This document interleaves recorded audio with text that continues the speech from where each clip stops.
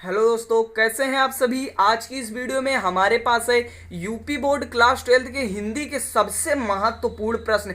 काफ़ी ज़्यादा important question आज की वीडियो में बताऊंगा, तो वीडियो को फुल वॉच करना, बिल्कुल भी स्किप मत करना। आगे के 10 नंबर आज की वीडियो में आपके क्लियर हो जाएंगे। जो आपको 10 नंबर अगर आप पा जाते हैं तो 90 प्लस आपका आएगा, और इस बार आपको 95 प्लस ये लाकर ही रहूंगा। इस बार आप सबका 90 प्लस आएगा, 100% ये है, क्योंकि सारे important paper, question, model paper सारे आपको इसी चैनल पे मिलते हैं। तो अब ये चैनल को सब्सक्राइब जरूर कर लीजिएगा और वीडियो को फुल देखना, क्योंकि आज के वीडियो में इसका फुल सोल्यूशन भी आपको साथ साथ मिलेगा। चलिए शुरू करते हैं आज का वीडियो बिना देर के और समझते हैं इसे। पहला क्वेश्चन जो हमारा दिया हुआ है, कुटज निबंध किसका है। कुटज निबंध के लेखक कौन है, तो हजारी प्रसाद द्विवेदी यहाँ पे बिल्कुल राइट आंसर होगा। नेक्स्ट जो दिया, सरदार पूर्ण सिंह किस युग के लेखक हैं, तो यहाँ पे इनका जो राइट आंसर होगा वो यहाँ पे होगा भारतेंदु युग। भारतेंदु युग बिल्कुल राइट आंसर यहाँ पे होना चाहिए। आनंद कादम्बिनी के संपादक हैं, तो आनंद कादम्बिनी पत्रिका के संपादक कौन है, तो यहाँ पे आपको इसका लिखना है। इसमें आपको दो ऑप्शन सही मिल सकते हैं, या तो यहाँ पे प्रताप नारायण मिश्र है या तो भारतेंदु हरिश्चंद्र है।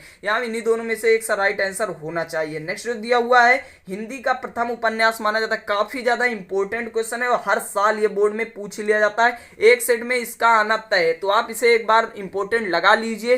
परीक्षा गुरु इसका बिल्कुल राइट आंसर होगा। दीप जले शंख बजे, ललित निबंध है, यहाँ पे बिल्कुल राइट आंसर होगा। नेक्स्ट दिया, सुमित्रा नंदन पंत की रचना नहीं है, तो रसवंती यहाँ पे बिल्कुल राइट आंसर होगा, क्योंकि ये दिनकर जी की रचना है। ठीक है, नेक्स्ट जो दिया हुआ है, हिंदी साहित्य के आदिकाल के चारण काल नाम दिया, तो इसका आपको एक बार राइट आंसर ढूंढ लेना है। वैसे मेरे हिसाब से यहाँ पे डॉक्टर नागेंद्र राइट आंसर होना चाहिए। नेक्स्ट दिया हुआ, निम्नलिखित में से कौन प्रेमाश्रयी शाखा के कवि नहीं है, तो प्रेमाश्रयी शाखा के कवि कौन नहीं है, तो यहाँ पे कुतुबुन बिल्कुल राइट आंसर होना चाहिए। नेक्स्ट दिया हुआ है, अज्ञे की रचना है। अज्ञे की रचना यहाँ पे कौन सी है, तो यहाँ पे अंगे की रचना आंगन के पार द्वार होना चाहिए। आनंद कादम्बिनी पत्रिका के संपादक तो बालकृष्ण भट्ट यहाँ पे होना चाहिए। यहाँ पे बालकृष्ण भट्ट, या तो फिर यहाँ पे महावीर प्रसाद द्विवेदी, नहीं, भारतेंदु हरिश्चंद्र यहाँ पे बिल्कुल राइट आंसर आपका हो जाएगा, तो भारतेंदु यहाँ पे आप लगा सकते हैं। नेक्स्ट दिए गए गद्यांश को पढ़कर उनका उत्तर देना। पहला दिया, भूमि का निर्माण। भूमि का निर्माण जो है वो देवों ने किया है, वह अनंत काल से भौतिक रूप में ये पहले पार्ट से लिया गया है। राष्ट्र का स्वरूप आपका बिल्कुल राइट आंसर हो जाएगा, और यहाँ पे उससे कुछ क्वेश्चन पूछे हुए हैं जो आपको यहाँ पे देख के इसके आंसर दे देने होंगे। गद्य के किसी एक लेखक का जीवन परिचय देते उनकी रचनाओं का हमें उल्लेख करना है। सुंदर रेड्डी, वासुदेव शरण अग्रवाल, दोनों में से एक जरूर से फंस जाएगा। हर साल लगभग ये बोर्ड में पूछ लिए जाते हैं। फिर दिए गए गद्यांश को पढ़कर उन पे हमें आधारित प्रश्नों के उत्तर देने हैं। सूखी जाती मलिन लतिका जो धारा में पड़ी हो, तो पांव के निकट जा श्याम के ला गिराना, ये सीधे के प्रकट करना, प्रीत से वंचित हो मेरा हो ना, अति मिलन और सुख ते नित्य न्यो जाना। तो यहाँ पे ये जो है, राधा जब पत्तों से बातें करते हुए श्री कृष्ण के बारे में कहती है, तो यहाँ पे उसका वर्णन किया गया है, पवन दूतिका से लिया गया है, और अयोध्या सिंह उपाध्याय हरिओज जी इसके रचनाकार है। नेक्स्ट जो दिया हुआ है, कह रहा है निम्नलिखित में से किसी एक का हमें जीवन परिचय लिखना है। जयशंकर प्रसाद, मैथिली शरण गुप्त, काफी ज्यादा इंपॉर्टेंट है, दोनों हर साल लगभग पूछ ही लिए जाते हैं। इन दोनों में से कोई ना कोई, तो आप इसे तैयार कर लीजिए। बहादुर अथवा पंचलाइट कहानी, ये तो आउट क्वेश्चन है, आपको इन दोनों में से एक सब जरूर मिल जाएगा। नेक्स्ट दिया, त्यागपति। त्यागपति का नायक का चरित्र चित्रण करना, और हिंदी में इसका क्या करना है, हमें चरित्र चित्रण करना है, तो राज्यवर्धन का। तो ये आपको आपके जिले में जो भी हो वो आप पढ़ सकते हैं। यहाँ पे मेरे जिले में त्यागपति है, तो यहाँ त्यागपति मैंने बताया हुआ है। नेक्स्ट देखते हैं क्या दिया हुआ है। नेक्स्ट यहाँ पे हमें दिया हुआ है, कह रहा है निम्न में से संस्कृत का हिंदी में अनुवाद करना है। धन्योदन भारतवर्ष से समूलम जनमानस पावने भव्य भायोद भावनी शब्द संदो प्रसवनी सुर भारती, मतलब यहाँ पे धन्य है वह भारत देश जहाँ पे जनमानस को पवित्र करने वाली, भव्य भावों को उत्पन्न करने वाली, शब्द समूह को जन्म देने वाली देववाणी संस्कृत बोली जाती है। ठीक है, सुर भारती मतलब देववाणी।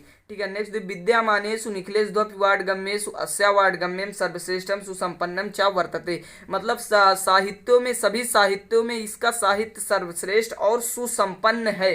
ठीक है, यहाँ पे इसका होगा इतमेव भाषा संस्कृत नाम्यापि लोके प्रथिता अस्ति, यह भाषा समस्त संसार में संस्कृत के नाम से प्रचलित है। यहाँ पे अस्माकम रामायण महाभारत औद्योगिक ग्रंथा चत्वारो वेदा सर्व उपनिषदा अष्टदश पुराणा अन्यानि च मगर नाटकनी अस्तमेव भाषायाम लिखितानि सन्ति, मतलब हमारे रामायण महाभारत और ऐतिहासिक ग्रंथ, चारों वेद, सभी उपनिषद और जो है 18 पुराण, ये सभी संस्कृत भाषा में ही लिखे गए हैं। अस्मेव भाषा, इसी भाषा में लिखे गए। इत भाषाम सर्व भाषायाम जननीन मन्यते, मतलब जो भाषा विदित तो है, इस भाषा को सभी भाषाओं की जननी मानते हैं। दोस्तों यहाँ पे इसका होगा, और ये संस्कृत भाषायाम महत्वम से लिया गया है, और इसका संदर्भ कर लीजिए। उसके बाद यहाँ पे इसका दिया काव्य शास्त्र विनोदेन कालो गच्छति धीमताम व्यसनेन चा मूर्खणाम निद्रा कलहेन व सुभाषित रत्नान से लिया गया है। अर्थ इसका होगा काव्य शास्त्र में का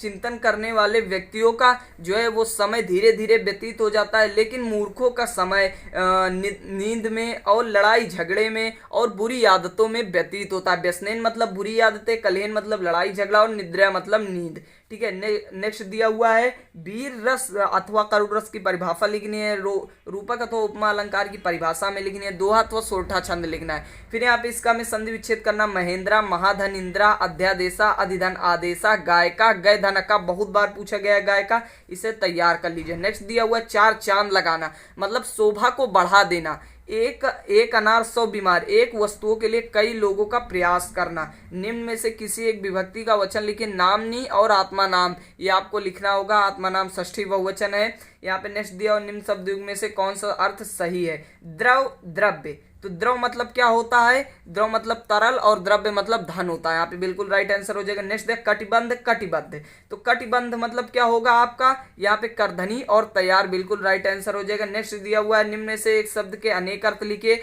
द्विज मतलब यहाँ पे एक पक्षी हो जाएगा। अर्क मतलब आप सूर्य लिख सकते हैं। अक्षत मतलब चावल लिख सकते हैं। नेक्स्ट दिया हुआ है किन्हीं दो शब्दों के लिए एक शब्द लिखिए। अभी अभी स्नान किया हुआ, तो यहाँ पर आपको इसको लिखना है जिसे क्षमा ना किया जा सके, जो आंखों के सामने हो, प्रत्यक्ष।